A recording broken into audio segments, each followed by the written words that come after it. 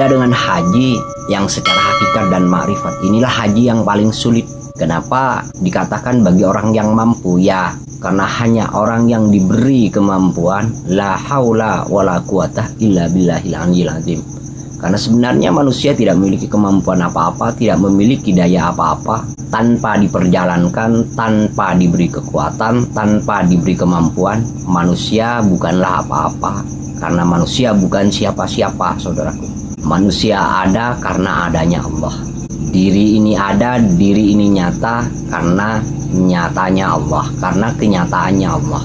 Semuanya sebenarnya tentang diri kita sebenarnya adalah ketiadaan itu sendiri. Tubuh ini hanyalah bangkai yang berjalan, saudaraku.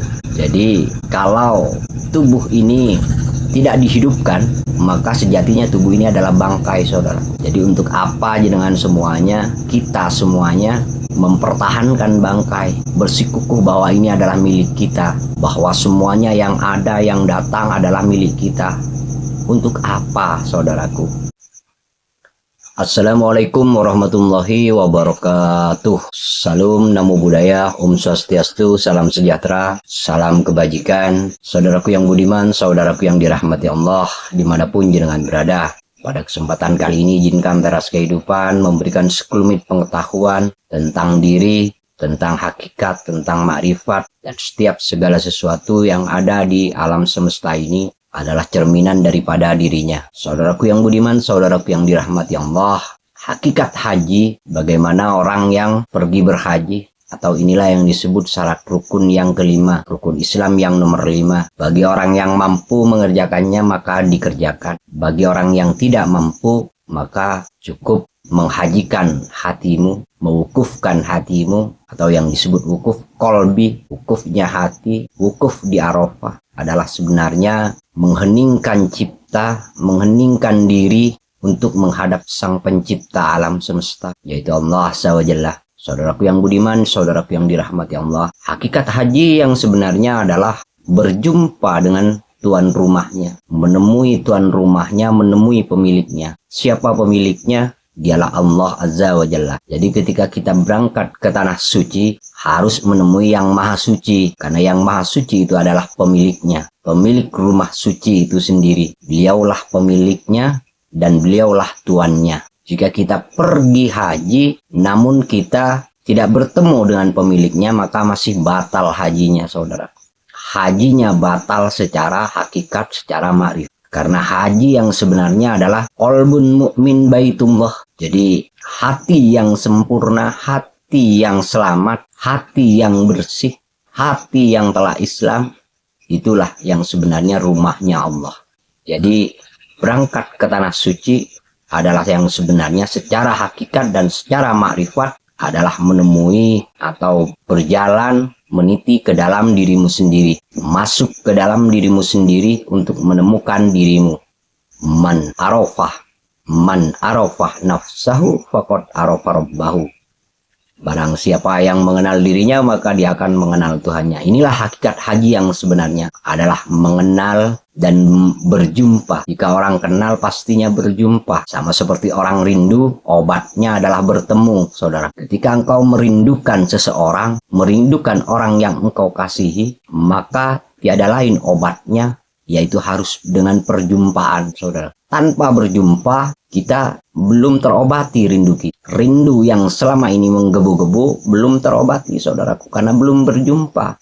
Karena kita belum melakukan perjumpaan itu, belum melakukan perjalanan itu. Ketika kita sudah bisa menjalani, mengalami proses dari perjalanan itu sendiri, maka kita akan berjumpa dengan sang pemilik alam semesta, perawat alam semesta, pencipta alam semesta, dan penghancur alam semesta, saudara. Saudaraku yang budiman, saudaraku yang dirahmati Allah, haji hanyalah bagi orang yang mampu, saudaraku. Yang mampu maka berangkatlah haji. Secara syariat kita pergi ke Mekah Al-Mukarramah, jadi pergi ke Baitullah, ke rumahnya Allah. Jadi bagi orang yang mampu, memiliki ongkos pulangnya, perginya, pulangnya, sudah cukup semuanya dengan yang ditinggalkan, saudaraku. Itu kalau haji secara syariat, saudaraku. Berbeda dengan haji yang secara hakikat dan makrifat. Inilah haji yang paling sulit. Kenapa dikatakan bagi orang yang mampu? Ya, karena hanya orang yang diberi kemampuan, la haula wala quwata illa billahil aliyil azim. Karena sebenarnya manusia tidak memiliki kemampuan apa-apa, tidak memiliki daya apa-apa, tanpa diperjalankan, tanpa diberi kekuatan, tanpa diberi kemampuan. Manusia bukanlah apa-apa,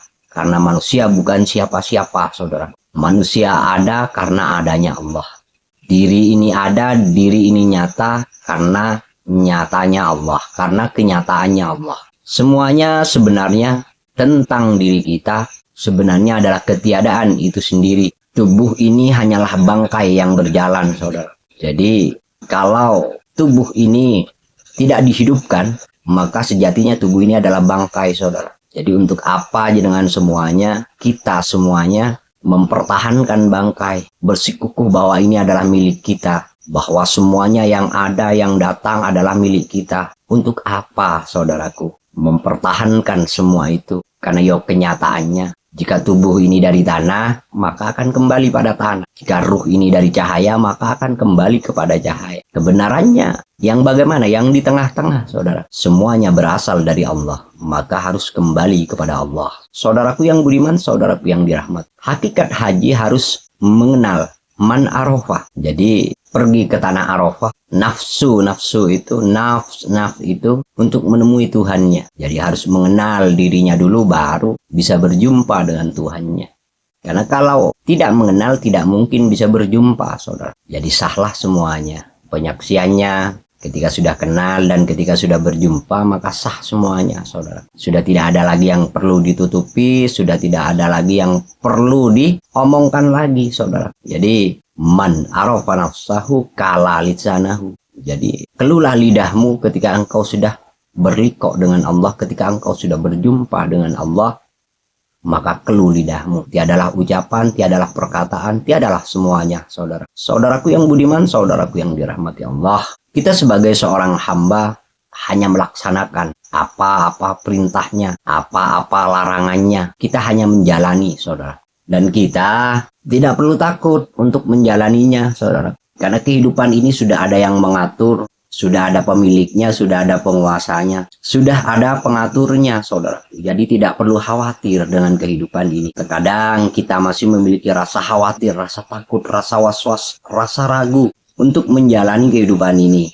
Padahal ya kehidupan ya begini-begini saja dari dulu, dari zaman Adam, dari zaman sebelumnya Adam sampai saat ini. Yo hanya tetap saat ini kehidupan itu, saudara. Tidak kemana-mana. Hidup kita hanya di sini saat ini, detik ini, saudara. Jadi tidak ada yang selanjutnya, tidak ada yang masa depan, tidak ada yang masa lalu. Nabi Allah Musa ketika ingin menemui Robnya, maka disuruh meninggalkan kedua terompanya. Yang dimaksudkan adalah meninggalkan kedua terompa itu adalah meninggalkan kedua masa.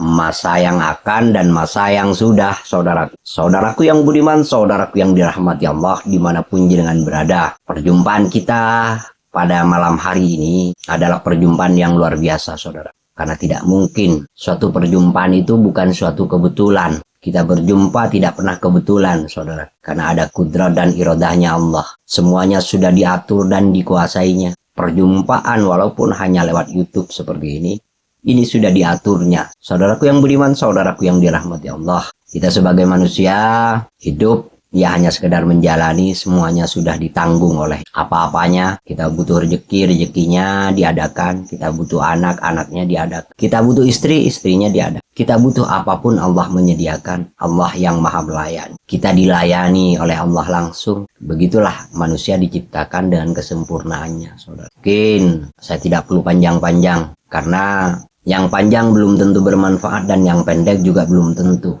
Namun mudah-mudahan semuanya, walaupun hanya sekelumit, hanya sedikit, menjadi sebuah pengetahuan yang luar biasa, menjadi sebuah perbincangan yang luar biasa yang diberkahi oleh Allah Azza wa Jalla dalam kehidupan kita setiap saatnya. Mungkin cukup sekian, saudaraku. Kurang lebihnya, Assalamualaikum warahmatullahi wabarakatuh. Merdeka!